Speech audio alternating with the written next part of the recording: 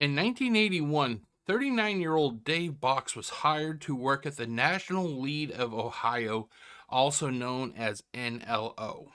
Dave Bocks was originally told that he would be working with low-level radiation as a pipe fitter.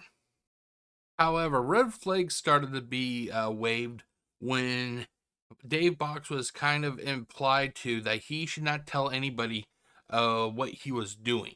Now, I don't know about you. I don't know about you. But if I got hired for a job and I was literally told, Jeff, we don't want you telling anybody what it is that you do. If I was hired for a simple job, such as a pipe fitter, why the secrecy, ladies and gentlemen? Why the secrecy? And the secrecy is, though, that there's a reason for that, because it wasn't just low level radiation that Dave Bocks was working with. Oh no, ladies and gentlemen, it wasn't just low level radiation. No, N.L.O was actually enriching uranium for use in nuclear weapons.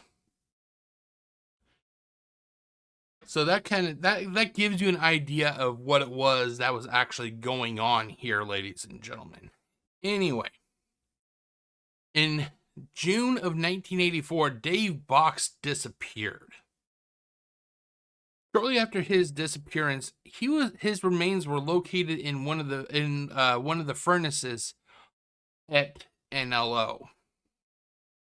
The belief there are two groups that have their own assumptions. One group believes that Dave Bocks sadly committed suicide.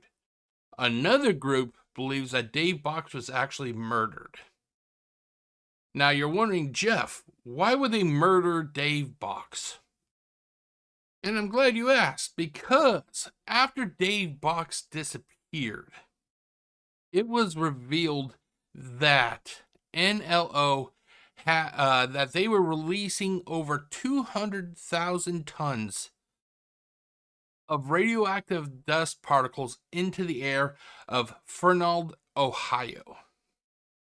Thus, it got into the water source, it got into the soil. Anything that the radiation could touch, it did touch. It was revealed that N.L.O was, in essence, the third largest nuclear waste dump in the entire United States. It is believed that with Dave Bocks working with the machinery, that he may have learned about the radiation leak. Sorry about that. The radiation leak. He thought, people think that he may have realized that something was wrong.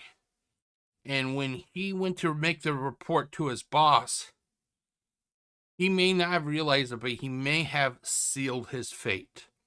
The ongoing belief is that they think that Dave Bocks was about to become a whistleblower and that he was going to, alert the public about the leaking radiation from N.L.O.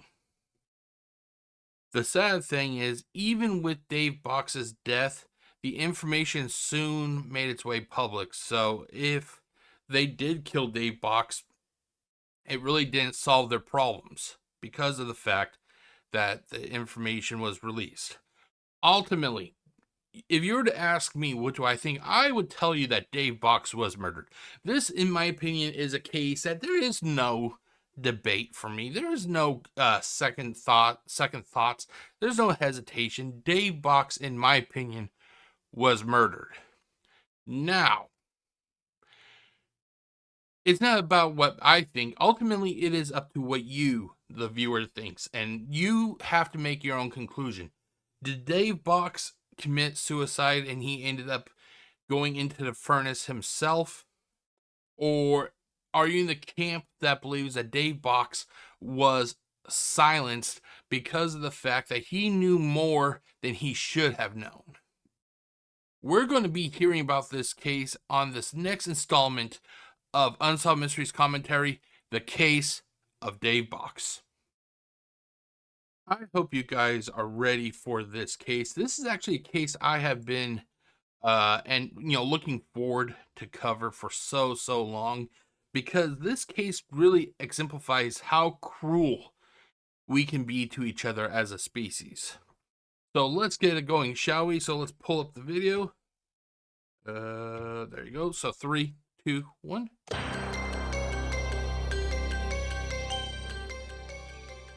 The small community of Fernald, Ohio, lies in the midst of farm country, 20 miles from Cincinnati. For many years, the town's main employer was this factory, the Feed Materials Production Center, also known as N.L.O. Now, I know you can't really see it the best. I will post a link to this case in the description so you can watch it in its,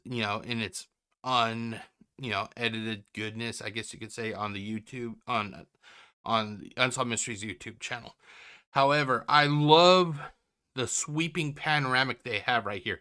I know you can't really see it because of the camera here, but right here you can see it. It's a nice sweeping angle. The sad thing is the fact that this area has such a dark history now due to the radiation leakage. The casual observer would never guess that N.L.O. was in fact owned by the Department of Energy. That's something I actually forgot to mention in the opening. It was revealed that N.L.O. was owned by the Department of Energy, which is a government. I think it's a branch of the United States government. It's related to the government. I'm not sure if that's the right term to say that it's a branch of the United States government. I'm not sure. However, this adds a lot more ominous undertones to the case. Did the government have Dave Bocks assassinated because of the fact that Dave Bocks knew too much? We all know, ladies and gentlemen, throughout history, people who knew too much do get assassinated. This would not be a first time. And whistleblowers also face, they face something, they face a lot of dangers basically when they start to become public and everything. From 1953 to 1989, it was one of the few plants in the United States which processed high-grade uranium for use in nuclear weapons. When I was hired in there, they said that it was a low-level radiation plant and that you didn't have anything to worry about. There was nothing back there that would bother you. And just, go on about your business, not to tell anybody what. See, right there, ladies and gentlemen, that would have me concerned. If it's low-level radiation, if you're not doing anything really that big, it sounds like when they say low-level radiation, to me, the first thing I think of is possibly like they're disposing of radiation. They're trying to neutralize radiation to make it safe, to get rid of it, basically. Why hide something like that when like I said, that's what I think of when I hear low-level radiation. Why hide something like that? To me, that is like a major red flag for me. It's like, wait a minute. This is low level. We're not really doing anything. I'm a pipe fitter. Why the fuck am I supposed to be ultra secret? Is that like I'm building an atomic bomb? Oh, wait. Or a nuclear war. Ooh, can't say that either. Yeah. You see the problem here, ladies and gentlemen? They're telling their workers, yeah, it's low-level radiation. Nothing big going on here at all. Just don't tell anybody. Because we'll know what you were doing, and everything would be fine. If you are literally told, don't tell anybody what you're doing, and everything will be fine, man, that red flag would be going off the back of my head. I'd be like, okay, maybe this job is not meant for me, good luck finding another person who wants this job. I'm just going to escort myself out. Yeah, have a good day. Peace out, But yeah, this sounds so fucking ominous, ladies and gentlemen. This does not sound right. If it looks like a duck, it quacks like a duck, and waddles like a duck, it's a fucking duck.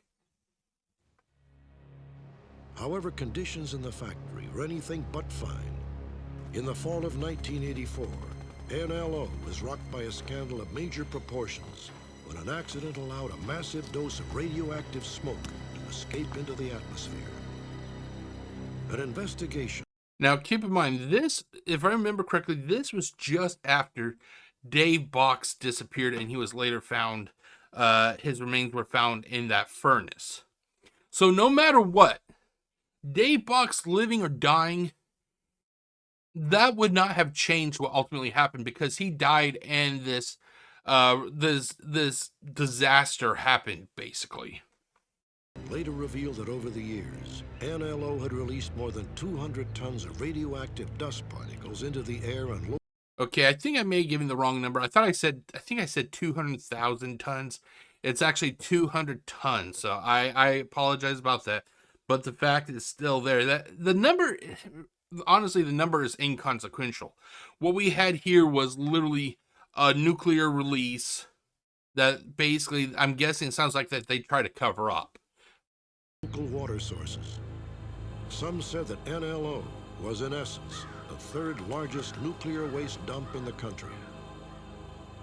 And now I know you can't really see it, but as you can see right here in the background, right in the shadow of N.L.O., we have cows. Those cows were eating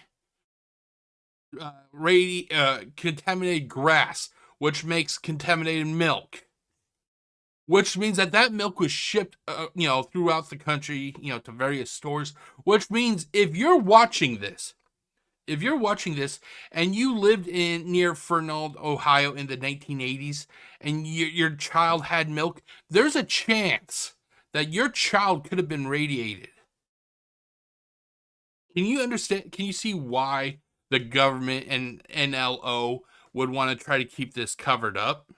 Imagine the firestorm that happened with N.L.O. when all this was released. The effect that it has on the environment is one thing. We have an environmental disaster. But I think if you did a survey around the Fernald community, you will find very few people who trust the government now. I'll be honest, I never really trust the government. The government has been known for being out for themselves. I cannot name a time that the government has done something, out of the goodness of their heart for the people. For the people of Fernald, the disastrous accident followed on the heels of another disturbing controversy involving N.L.O. A few months earlier, in June of 1984, an employee named Dave Bocks had disappeared while on the job. Though his body was never found, some of his personal effects were, and Bocks was presumed dead. After the accident, the case of Dave Bocks took on a sinister new dimension. Okay, I'm not sure they're referring to the release of the radiation as an accident or what happened to Dave Bocks as an accident. I don't feel that it was an accident. If they're referring to Dave Bocks' death, that was murder, ladies and gentlemen. This guy was silenced. He was silenced to keep his secrets under wraps, basically. That was not an accident. And you're going to find out, you're going to find something here pretty soon that kind of leads to my, theory that he was actually murdered and it was not a suicide like what some people believe. Dave Bocks worked at N.L.O. for 3 years, and all evidence indicates that he died a horrible, gruesome death inside the factory. The official ruling was that no foul play was involved, but representatives from the department... When Robert Stack said that no foul play was involved, this is not directed to Robert Stack at all. I call bullshit. I don't blame Robert Stack at all. He's just a host. But for people, government officials, law officials to say, try to play this down. No, that's bullshit.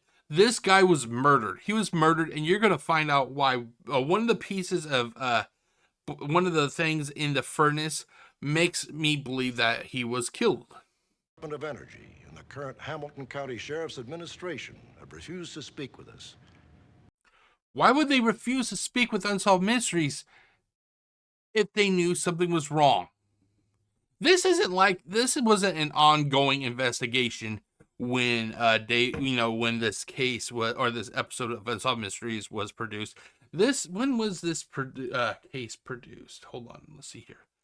According to the Unsolved Mysteries wiki, This case was, here, let's do this. Let's do this and then this.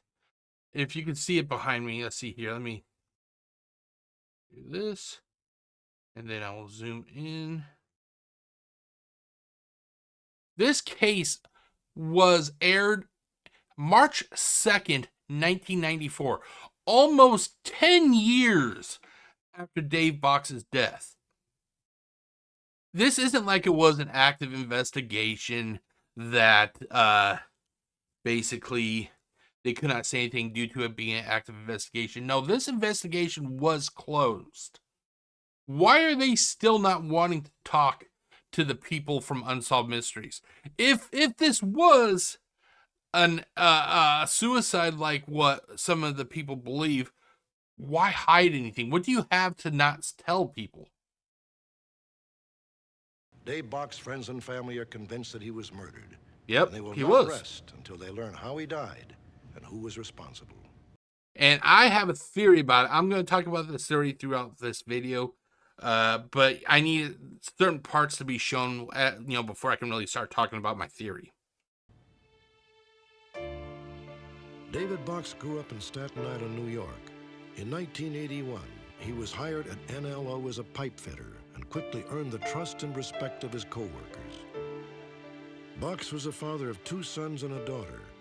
In 1979, he divorced, yet he remained devoted to his ex-wife and children. Okay, so basically, it sounds like that even though, him and his wife were divorced, it sounds like he still had a good relationship with the kids, and it sounds like even him and his wife, were still on decent terms. Does this sound like somebody who would just instantly want to end their life? He was great. He would do anything for us. Kind as can be. Loved his children, did his job. He was just a very kind person. Sunday, June 18th, 1984, began like any other evening for Dave Bocks. He worked the graveyard shift at N.L.O. At 11 p.m., Bocks met his rideshare partner, Harry Easterling, in a local restaurant parking lot. Hey, Harry. Hi, Dave. Dave got into my truck. We left. Had a little conversation on the way to work. He had talked about vacation with his kids and bought a new lunchbox for work. If the guy was going to commit suicide, ladies and gentlemen, if he was going to end his life, why would he buy a new lunchbox? I don't know about you, but if Dave Box's life was so horrible that the only conclusion that Dave Bocks come up with was to end his life, do you think he'd want to spend $10, $20, $30 on a new lunchbox if he knew that he was going to end his life that night?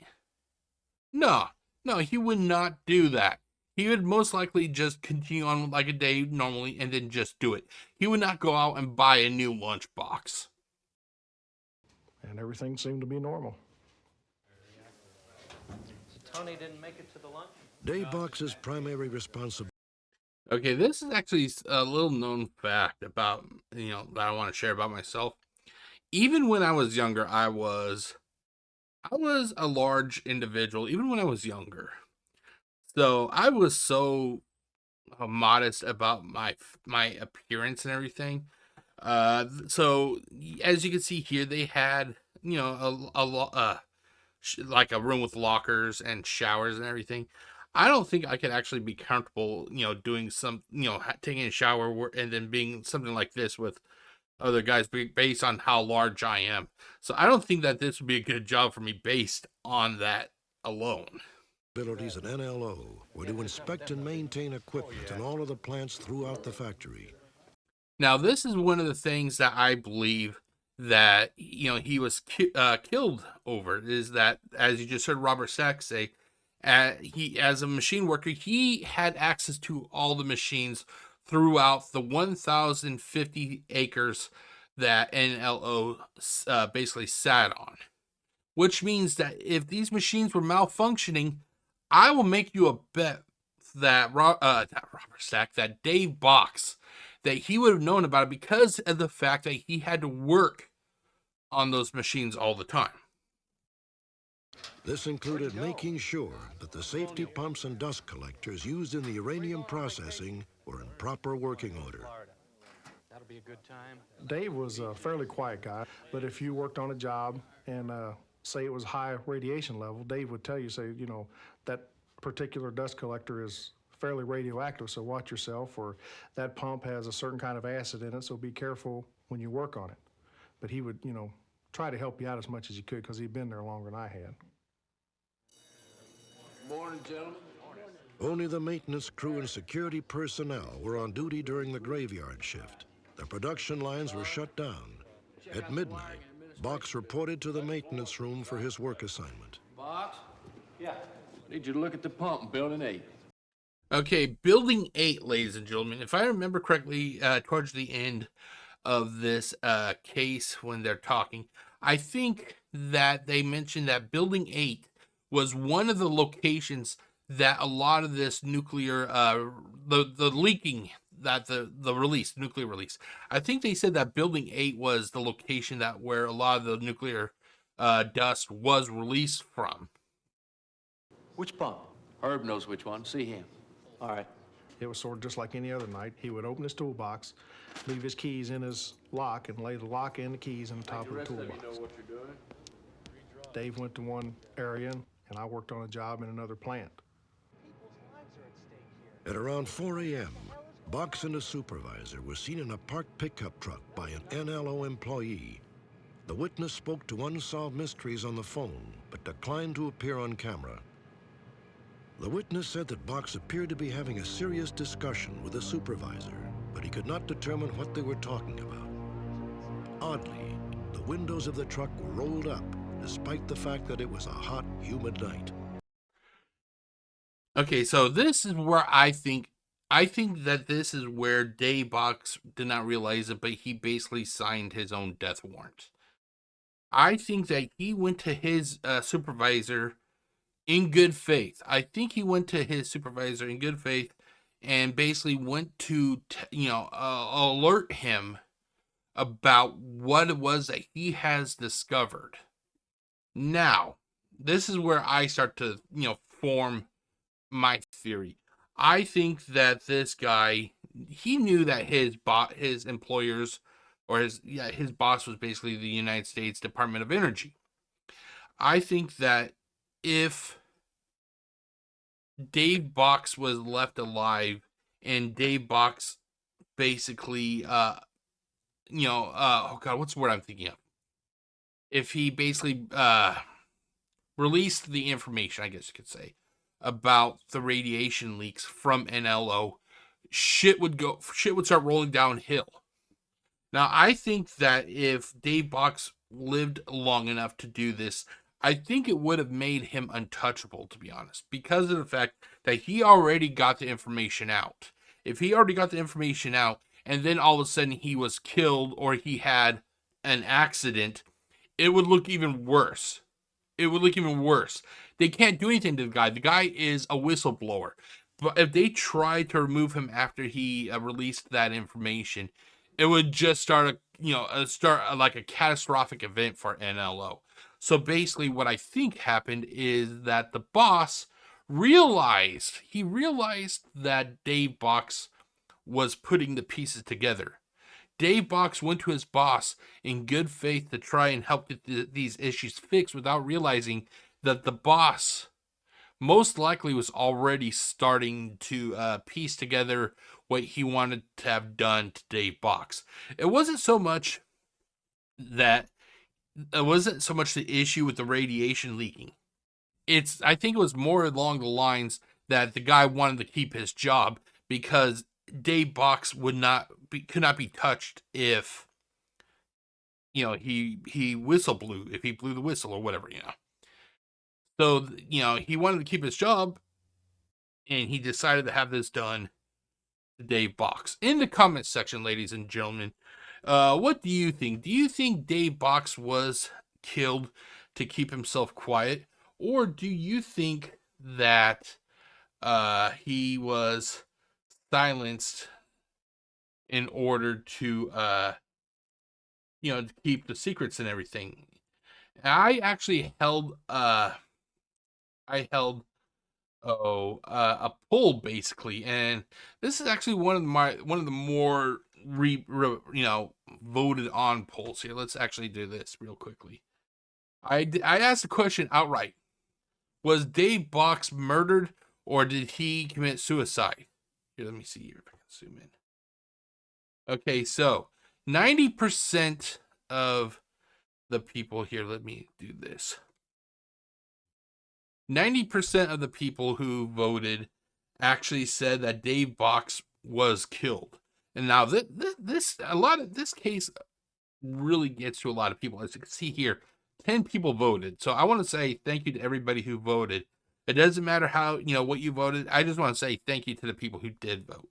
And then 10% of the people thought that it was a suicide, basically. So this is a really, even 30 plus years later, this is still a highly contested case from Unsolved Mysteries. An hour later, at 5 a.m., the same witness ran into Bocks on the factory grounds. Hey, Dave. Can you help with that? I just put my tools away. All right. The witness was struck by the fact that Bocks was walking towards Plant 4, not Plant 8, where he had been assigned. It was the last time Dave Bocks was seen alive.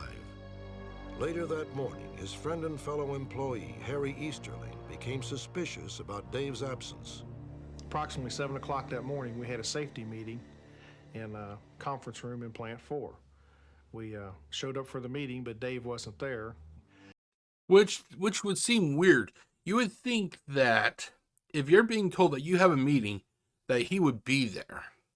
Unless there was like some sort of family emergency, which was not the case. You would think that as long as he's still on that property, he would attend that meeting since it was like a mandatory meeting. Walked back over to the maintenance building, put my tools away, and noticed that Dave's toolbox was still open. So I thought, well, he's probably working overtime.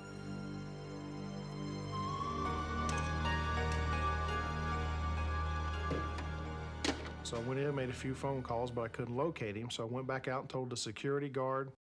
That right there, I would have been really concerned about the fact that, he could not be reached. I would be seriously concerned at this point. It's like, okay, why is my coworker not, why can he not be located?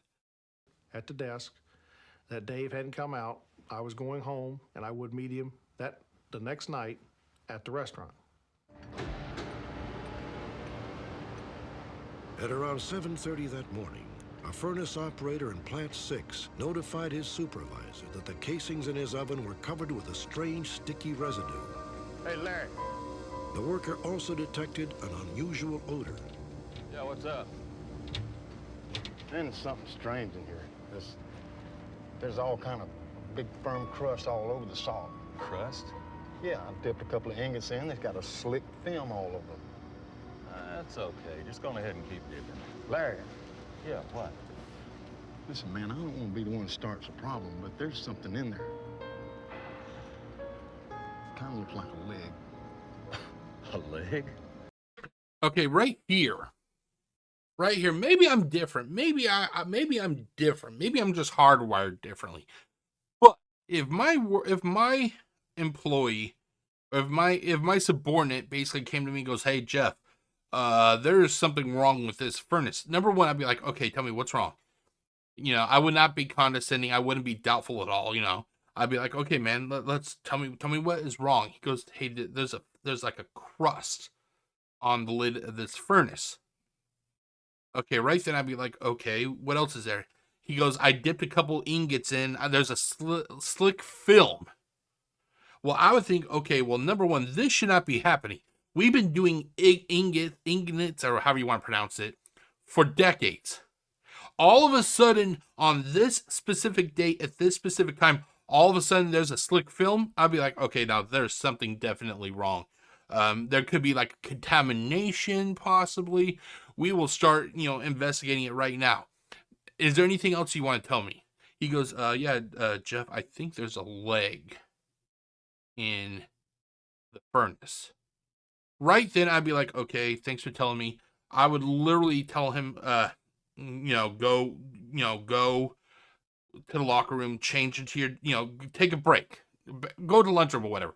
Take a break. I'm going to shut this furnace down. I will contact my superiors, and we will get the police out here, because of the fact that it's a furnace, something clearly a leg is not supposed to be in the furnace. What does this supervisor do? Let's watch and find out. Take a look.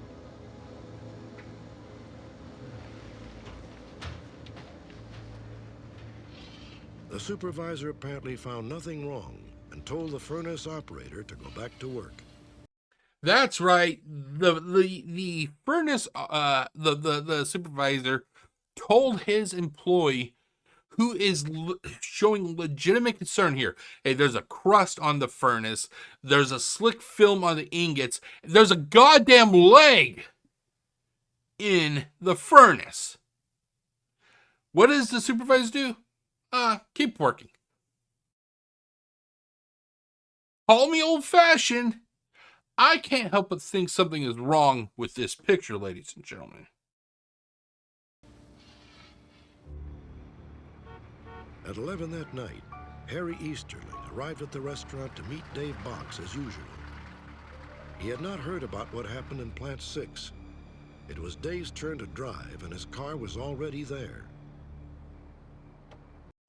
Okay, well, this would be normal if it wasn't for the fact that Dave, he was dead. So basically that tells you that he did not even leave that factory before his death, because his car is still in this parking lot. And not only is the car in the parking lot, but as you will soon hear, the fenders were cold. Wasn't anything out of the ordinary, because he would pull his car in and go get something to eat and then come back to the car or get something to take for lunch.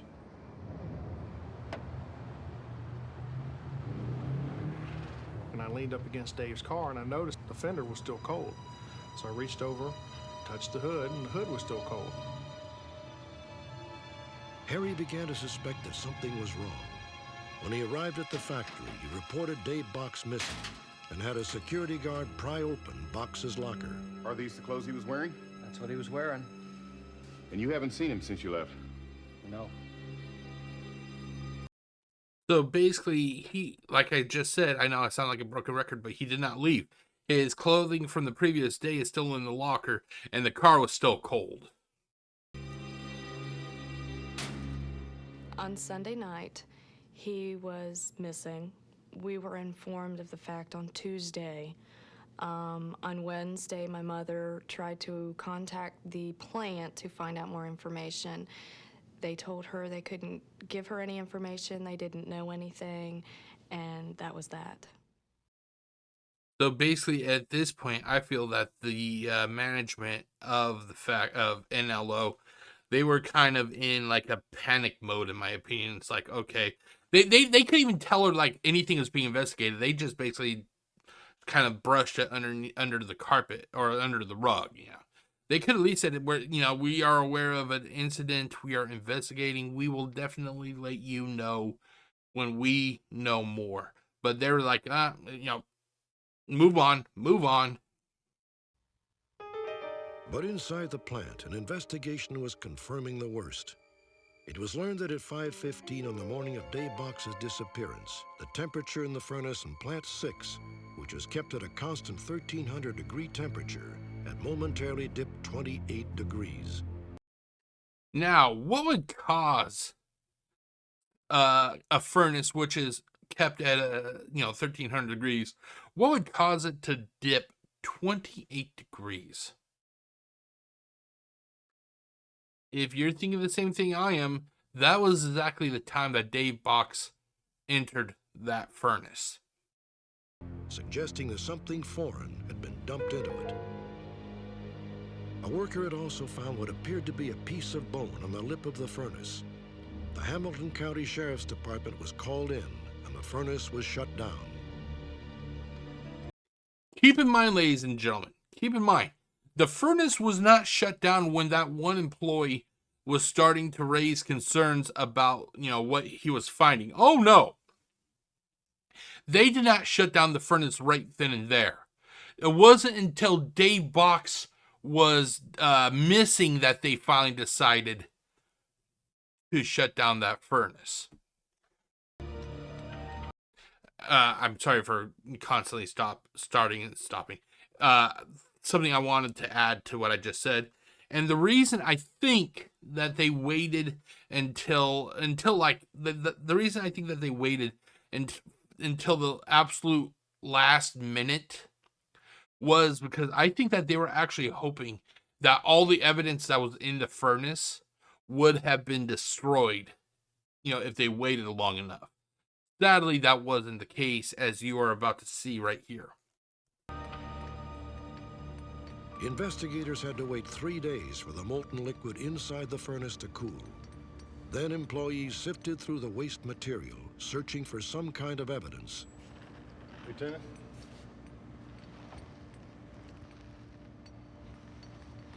My God.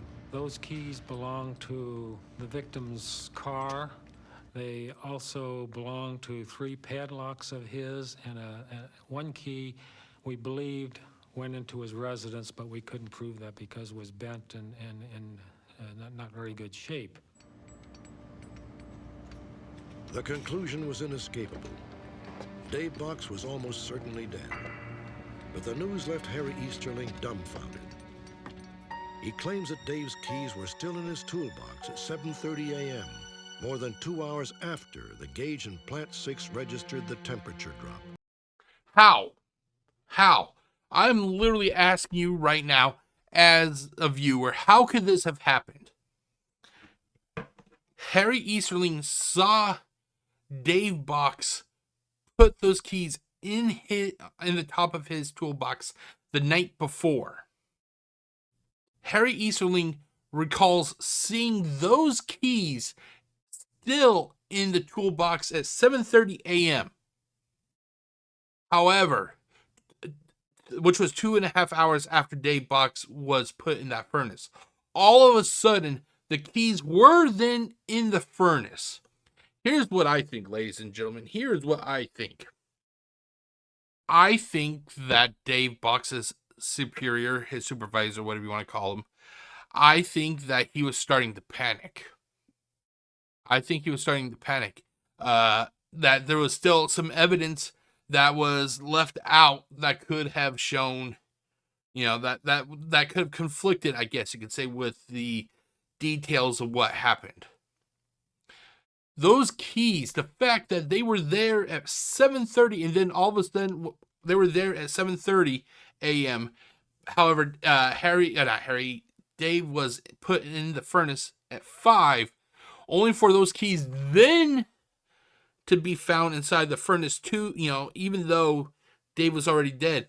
That is something not right. I think that the supervisor had the people who originally removed Dave Bocks, I think he had them go and acquire those keys and toss them into the furnace. The issue is that they were hoping that nobody would have noticed that those keys were still in the toolbox 2.5 hours later. However, they failed to realize that Harry Easterling saw those keys in the toolbox, which are the keys right here that you see behind me, that he saw those keys 2.5 hours after David's death the next morning. I'm sorry, but I may seem paranoid, but I can't help but think that something is not right here, ladies and gentlemen. When I left the plant to go over to the maintenance shop, his keys were in the box. When I left there to go home, they were still in the box. I went home. When I came back that night, his keys were still in the top of his toolbox. So it wasn't even that, because I was a little bit misunderstanding here. I thought that the keys were put in the furnace at a little bit after 7:30. No, the keys were in the toolbox the night before. The following morning, when Harry went home, the keys were still in the toolbox. And by the sounds of it, if I understood him correctly, when he came back, the keys were still in the toolbox. But all of a sudden, after nearly 24 hours, The keys all of a sudden magically appeared in the furnace. What? Were the keys cold? Did they decide to get up and kind of walk to that furnace and jump in? The supervisor closed his box, put the lock on his toolbox, and took his keys out of the lock. And from there on, I do not know what happened to the keys. In addition to the keys, investigators uncovered a steel toe from a boot, part of what they thought was an eyeglass frame, fragments of what they believed was Dave Box's walkie-talkie, and a piece of stainless steel wire that was looped together in 3 oddly connecting circles. Okay, this is where I think that this is where I think it was a murder. Here, I'm actually going to do this real quickly, and so you can get a better look at it right now. I'm not going to leave it like this. See here, no, wrong one.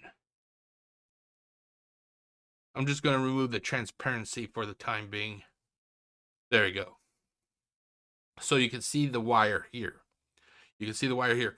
Now, the loops on the far left, or on the left and the right here, I think that his feet went into those loops. The loop that you see at the bottom right here, I think that was actually, that loop was used to attach Dave Bocks to the lift that lowers the product into the furnace. The people who are on the side of this being a suicide, they believe that Dave Bocks lowered himself into the furnace using these same wires that you see here. However, I don't think that he could have committed suicide, and here's one of the main reasons. Not once at all that let's take this off for the time being. Not once at all did anybody ever mention that the control unit for the lift that was used to lower Dave into the furnace, not once did they ever mention that the control unit was damaged. If we are to believe that Dave Bocks committed suicide, that means that he would have had to hold, as he had to hold this control unit, he would have to manually hold down the button to lower himself into the furnace. Now, keep in mind, this is 1,300 degrees that the furnace was running at. As he is lowering himself head first into the furnace, he would have to keep holding down that button. That means that he would have to hold that button until his entire body was lowered into that furnace where he would ultimately die. Not once did they ever talk about how there was any damage to that remote control, to that control unit. I'm sorry, I do not think that anybody has the willpower to hold a button as they are being burned alive in a 1,300 degree furnace. Now, keep in mind, not only did he have to hold that button while he's being burned alive, he would have had to take that unit into the furnace with him in order for him to be totally submerged in the molten metal. And then he would also have to press the button for the unit to go back up after he went into the furnace, if that makes any sense. There was no damage to the control unit at all, and those control units are held with like a giant rubber hose that houses the wiring and everything.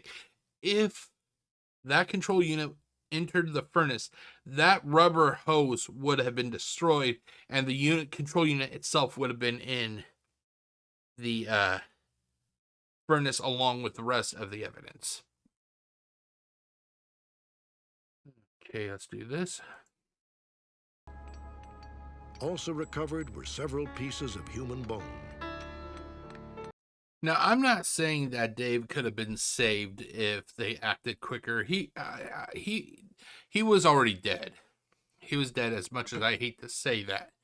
However, I think that if N.L.O acted a lot quicker, I think that they could have recovered more of Dave's remains. The official police investigation was unable to determine conclusively how Dave Bocks died. However, suicide was a distinct possibility. Bocks had a history of psychological problems, and around the time of his divorce, he had apparently tried to take his own life. I don't see him taking his life. The daughter said, the lady who you see in some of these portions here, it sounds like that Dave really loved his kids. I don't think that this was a case of suicide. I do not. If there was no radiological leak, take out all of that. Take out the radiological leak. Take out all of that. If we did not have that, then yeah, I would say that it could have been a possibility. But we have somebody who worked on the machines. We have a company that released 200 tons of radiological dust into the atmosphere, into the water, into the ground.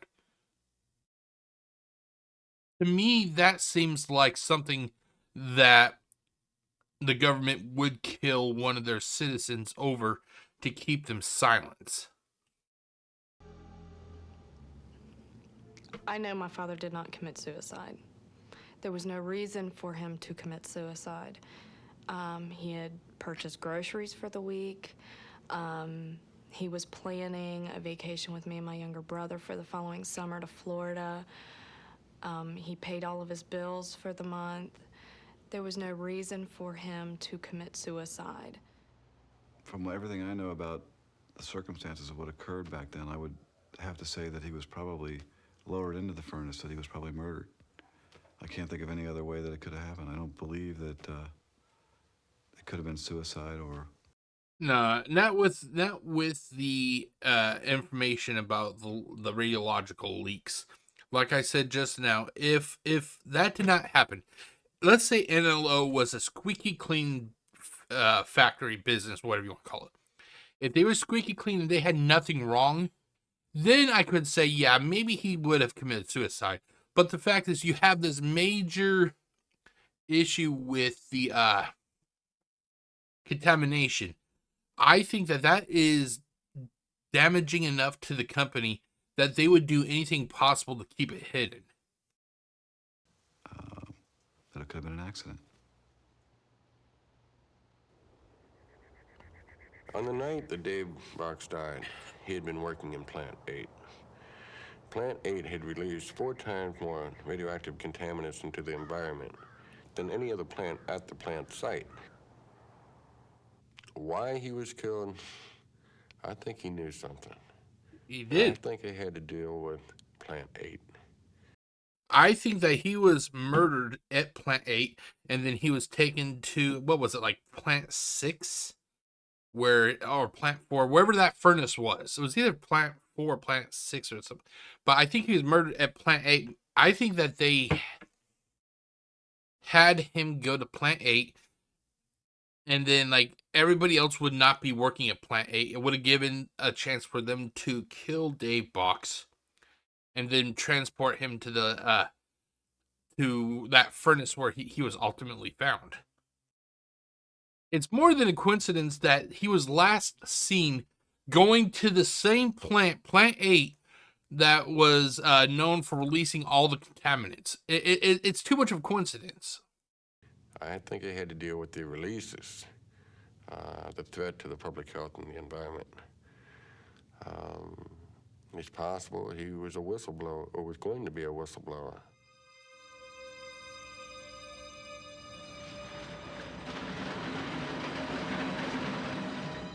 I believe that they could have either shot him or they could have hit him with something, knocked him unconscious, took the body back to Plant 6.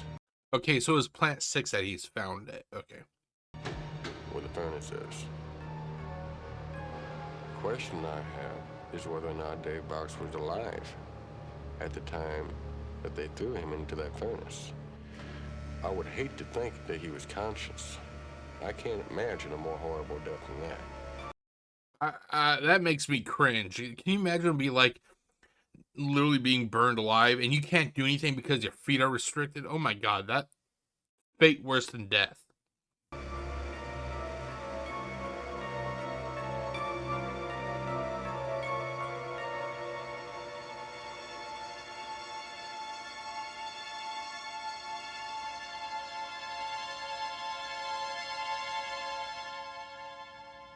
We never developed any information indicating foul play. We had that in the back of our minds, but no one ever gave us any indication or reason to believe that foul play may. Hello, the place was the third largest nuclear waste dump site in America. You're telling me that that we're supposed to just ignore the fact that 200 tons of radioactive particles was released into the air? You don't think that that information is worth killing somebody over? Have occurred. There are probably people out there that know what happened, and there may not be people that know what happened either, because, you know, if they knew, I doubt that anybody would tell you. You know, maybe fear of their life. I still have days where I can't believe he's gone. I am very angry. I mean, we loved him, he loved us, and there was no reason for this to happen.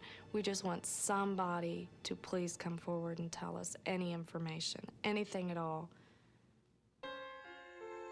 There's a final bitter footnote to the death of Dave Bocks. 9 years after the fact, his family is still waiting to lay him to rest.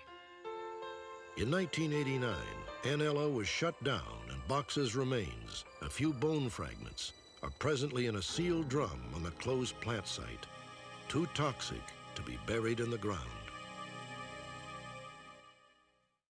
Okay, so that was the sad case of Dave Bocks. Okay, so let's switch over to the Unsolved Mysteries wiki. Let's do this, do that, and do this. Jeez, Jeff. Anyway. Okay, so let's type in Dave Bocks.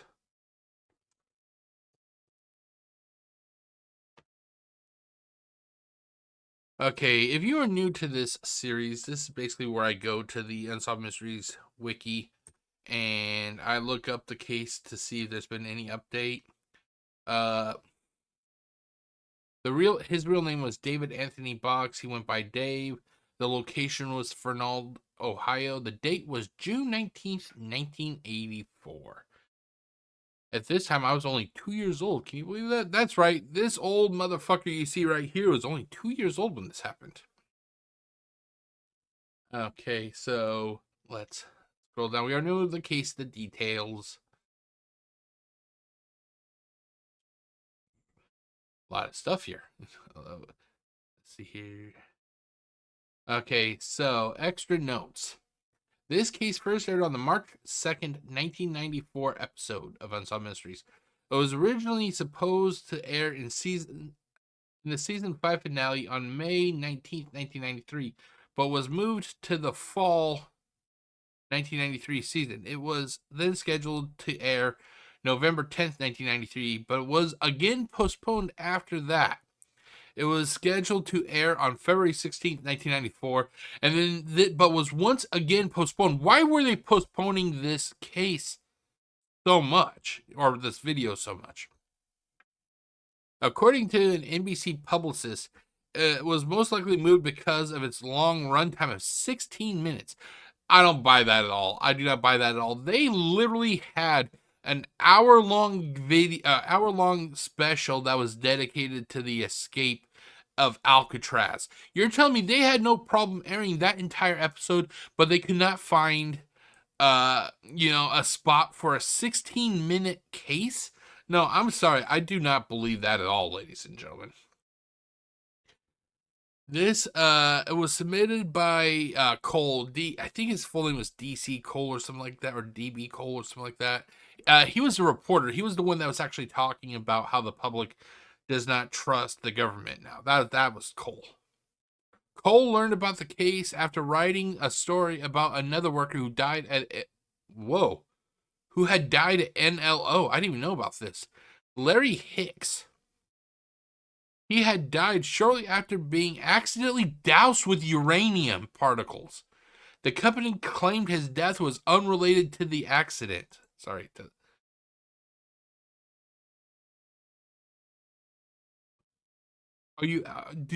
Are you seriously expecting me to believe that it was an accident? The employee who saw Dave talking to Shoes. Now, Shoes, how do you pronounce it? Shouse is the supervisor that was in the truck. Now, they don't mention the supervisor's name in the video, but here, let me do a quick search.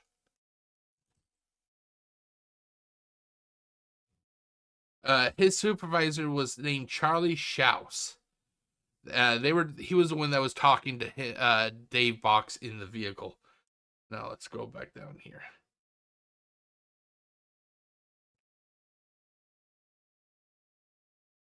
Let's see here. The employee who saw Dave talking to Shouse in the truck that night agreed to speak to the show on the phone, but declined to appear on camera. Well, considering that apparently, according to this, another person died at N.L.O. I do not blame this guy for not wanting to come out. He could have been killed also. Let's see here. Representatives from the Department of Energy and the current Hamilton County Sheriff's Administration in 1994 refused to speak with the show. Why? If it was a simple suicide like what they were claiming, what are you hiding? Why do you not want to talk to Unsolved Mysteries? See, it's little things like that that really kind of makes me question them. It's like, really? They it's a suicide. You're claiming it was a suicide. What harm is there to talk about this case?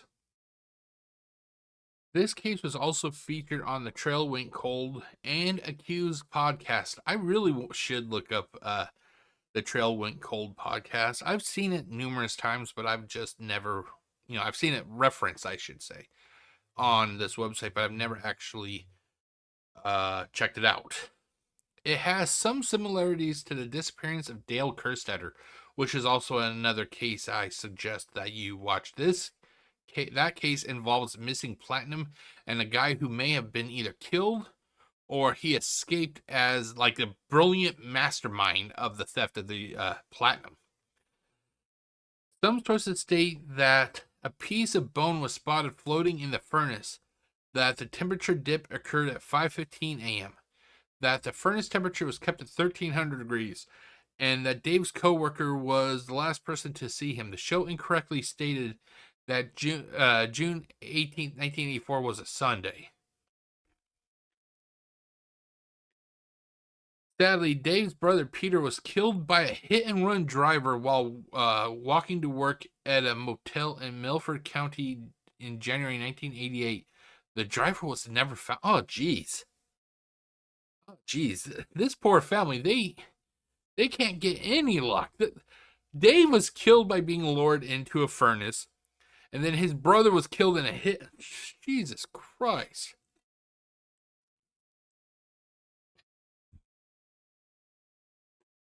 Okay. I'm going to read the results here since there's not that much. Results. Unsolved. Dave's remains were later sent to a Nevada test site to be stored with other radioactive materials. Imagine how bad that is. You want to be able to bury your loved one, yet you can't even get access to him because his remains are so toxic that they have to be kept at a special location. Years after the Fernald facility was closed, The area was finally cleaned up and turned into a nature preserve. However, the site will never be clean enough for anyone to live there. Except the animals, of course.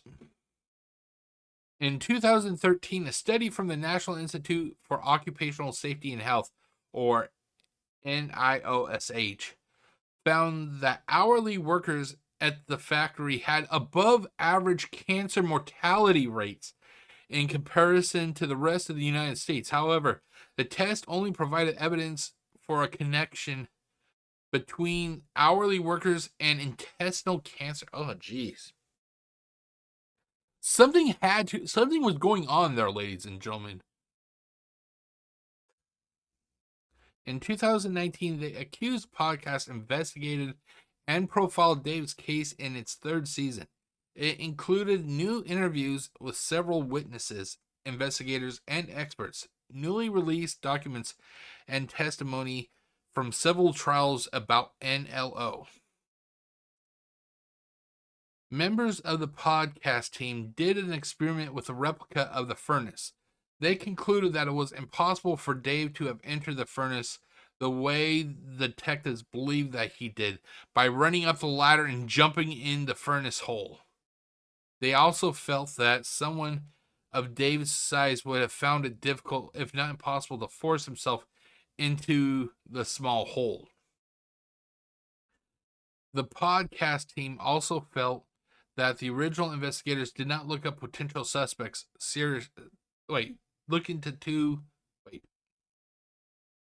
Let's try it again, ladies and gentlemen. Let's try it again.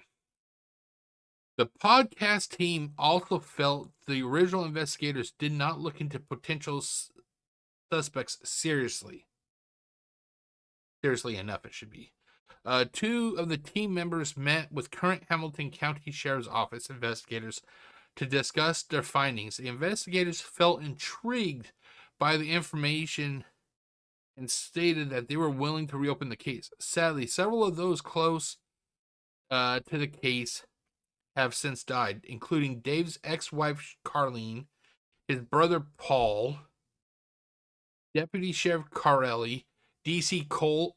D.C. Cole is the one that was the one that suggested the case to Unsolved Mysteries, and sadly, Harry Easterling also passed away.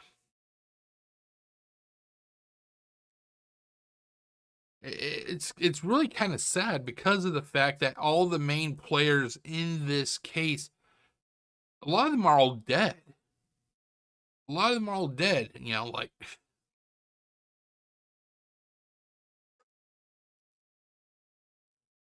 Okay, so we have Dave Bocks at Find a Grave.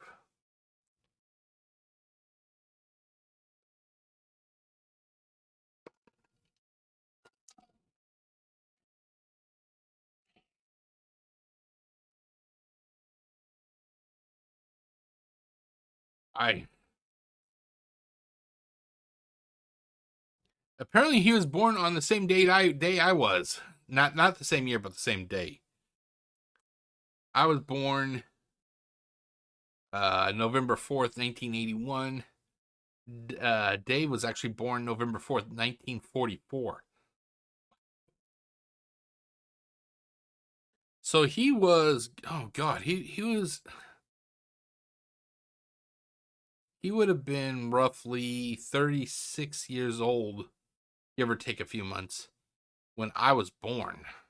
Jeez. Okay, so date of birth November 4th, 1944, Staten Island, Richmond County, New York, USA. Date of death was June 18th, 1984. He was 39 years old. Location was Fernald, Hamilton County, Ohio, USA. Burial details unknown. Specifically, toxic bone fragments are sealed in a drum and being stored at a Nevada test site with other nuclear or other radioactive materials.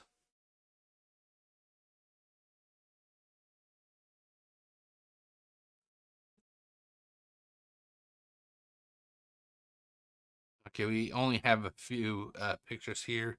Here's a picture of Dave Bocks.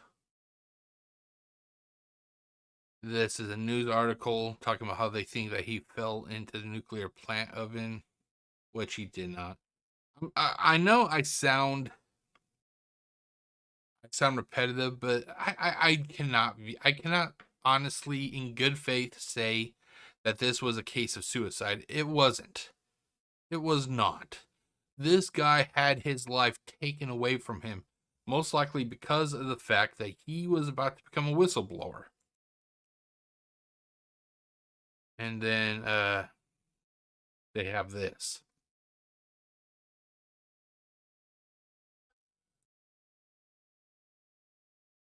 I wish there was more, but sadly, this is all there is. They can't even properly bury his loved one because of the fact that he, because his remains are so radioactive that they have to be kept, on a, at an on-site location, We are at the end of another installment of Unsolved Mysteries commentary. I want to thank everybody for taking the time to watch this video. I hope that you were able to come to your own conclusion about the case of Dave Bocks. Was Dave Bocks a tragic suicide that a lot of people believe that it was? Or could his death have actually been something more ominous? Was Dave Bocks silenced because he knew too much? But we are now at the end, and I want to give a quick update to some cases that are going to be released over the following weeks. And let's get that up here right now. There we go. So I have a total of 4 cases I'm going to be uploading over the following weeks. 2 of these cases are going to be on Halloween. That's right, ladies and gentlemen, on Halloween in a little over a month. 2 cases that will make you feel kind of spooked, I guess you could say. The first case, ladies and gentlemen, is a case that may have been the very first Unsolved Mysteries case I ever recall seeing that I can remember.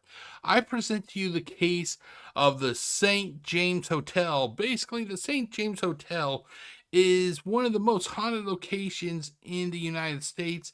It held, how can I say it? The hotel was home for numerous, Wild West criminals, I guess you could say. And they say that the hotel is haunted from the top to the bottom, from the bottom to the top, however you want to say. They say it is haunted, and I believe them. The one image from this case that constantly makes me freak out is this ghost child that you see behind me. Every time I see that image, I get spooked. It's like, yeah, no thanks, ladies and gentlemen, no thank you. But anyway, this is actually up there when it comes to spook factor, for me at least. It's up there, right up there, ladies and gentlemen, with the next case that I'm going to be talking about right now. That's right, ladies and gentlemen. It would not be a Halloween special without the granddaddy of them all, the most popular case, according to everybody, well, almost everybody, from Unsolved Mysteries that come to the community, whatever you want to call it. I present to you the case of the Tallman House. This is actually one of the most well-received ghost cases ever. You see what I'm doing with my hand here? Ever. From the history of Unsolved Mysteries. Basically, what it is, ladies and gentlemen, is a family that the husband and mother, they bought a cursed bunk bed. They brought this cursed item into their home, and the ghost that came with this cursed bunk bed fucked this family up, ladies and gentlemen. It fucked them up. It scared the kids.